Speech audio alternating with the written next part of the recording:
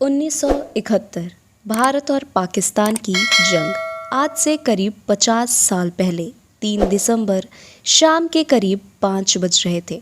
तभी अचानक पाकिस्तानी एयरक्राफ्ट ने भारत के कुल 11 एयरबेस पर हमला कर दिया था।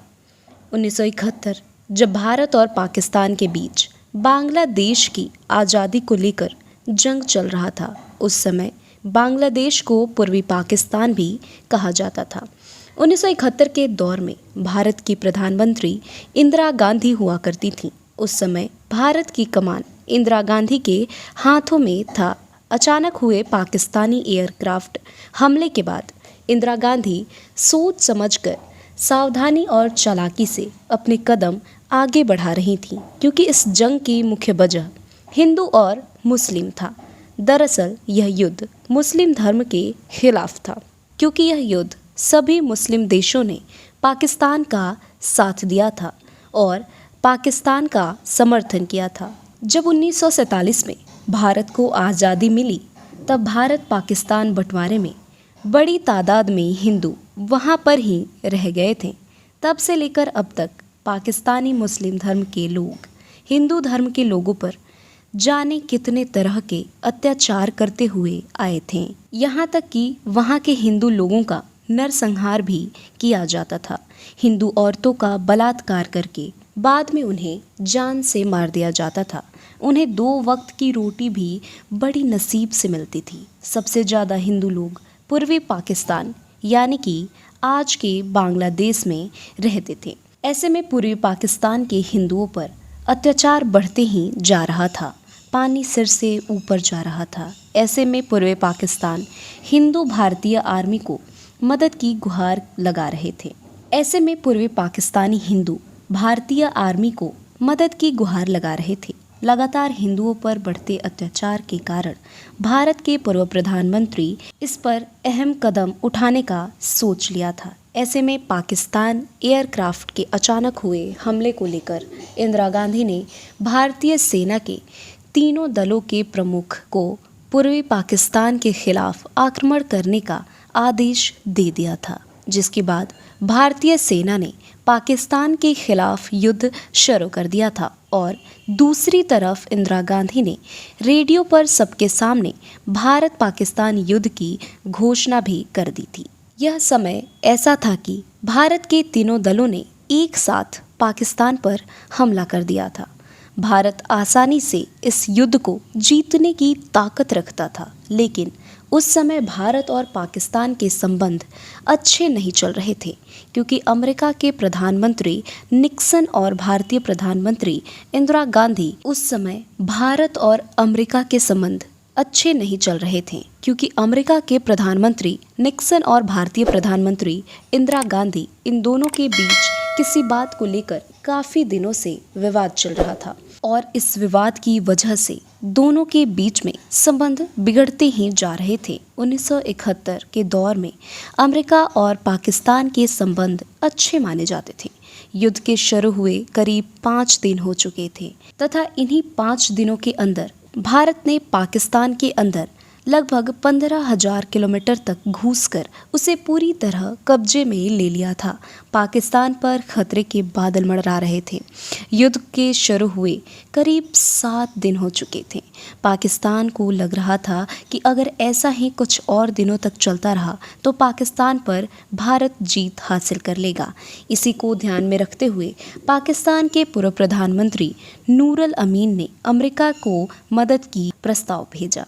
भारत अमेरिका के खराब संबंध की वजह से इस प्रस्ताव को देखते हुए अमेरिका के प्रधानमंत्री निक्सन ने तुरंत ही अपना परमाणु हथियार को बांग्लादेश की खाड़ी में जाने का आदेश दे दिया और साथ ही उनको मौजूदा परमाणु हथियारों की ज़रूरत पड़ने पर इस्तेमाल करने के लिए भी कहा गया था। धीरे धीरे 7वां बेड़ा बंगाल की खाड़ी की तरफ बढ़ता जा रहा था। भारत को इसकी भनक तक नहीं थी। इस अमेरिकी बेड़े को उस समय दुनिया का सबसे शक्तिशाली बेड़ा माना जाता था। इस बेड़े की एक सबसे बड़ी खासियत यह थी कि वह अपने पास मौजूदा ईंधन में ही दुनिया की पूरी चक्कर लगाने की ताकत रखता था। पाकिस्तान की तरफ से भारत की ओर PNS गाजी अत्याधुनिक पनडुब्बी भेजी गई। इस पनडुब्बी का मेन मकसद था कि भारत के युद्धवाहक अन्याश विक्रांत को पूरी तरह तबाह करने का। लेकिन इस पाकिस्तानी पनडुब्बी पीएनएस गाजी को नौसेना विशाखापट्टनम के पास आते ही नस्ते नाबूद कर दिया। इसके बाद अमेरिका, चीन और ब्रिटेन पाकिस्तान को सैन्य समर्थन कर रहे थे। इंडोनेशिया ने पाकिस्तान का समर्थन करते हुए लड़ने के लिए अपने तरफ से परमाणु हथियार से लहद एक नौसैनिक पोर्ट भेजा था। अरब सागर में मौजूद जॉर्जो ने भारत को पश्चिमी तट से घेरा हुआ था और अमेरिका ने पूर्व बंगाल की खाड़ी की तरफ से भारत को अपने निशाने पर रखा हुआ था। भारत के खिलाफ बहुत बड़ी साजिश रची जा रही थी। भारत, अमेरिका, चीन, ब्रिटेन, इंडोनेशिया और पाकिस्तान के चक्रव्यूह में फंसता जा रहा था। सभी ने भारत को अपने निशाने पर रखा हुआ था और सभी शत्रु देश भारत के करीब आते जा रहे थे। समय बीतता जा रहा था। जब भारत को इन सब की जानकारी मिली तब भी भारत पीछे हटने का नाम नहीं ले रहा था, जब तक सारे शत्रु देश भारत को चारों तरफ से घेरे जा रहे थे। वहीं उसी समय भारत ने दूसरी तरफ पाकिस्तान के आधी सरजमी को अपने कब्जे में कर लिया था। जब भारत को चारों तरफ से घेरा जा रहा था तब रूस के खुफिया एजेंसियों को इसकी जानकारी मिली।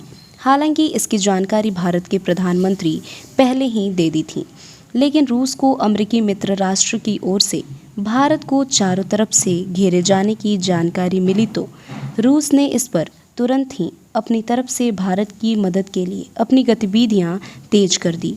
रूस ने आगे बढ़ते हुए सबसे पहले चीन को धमकी दी, अगर भारत के खिलाफ तुम्हारी तरफ से कुछ भी एक्शन लिया गया तो हम चीन का नक्शा ही बदल देंगे। इस चेतावनी के बाद चीन पीछे हट गया।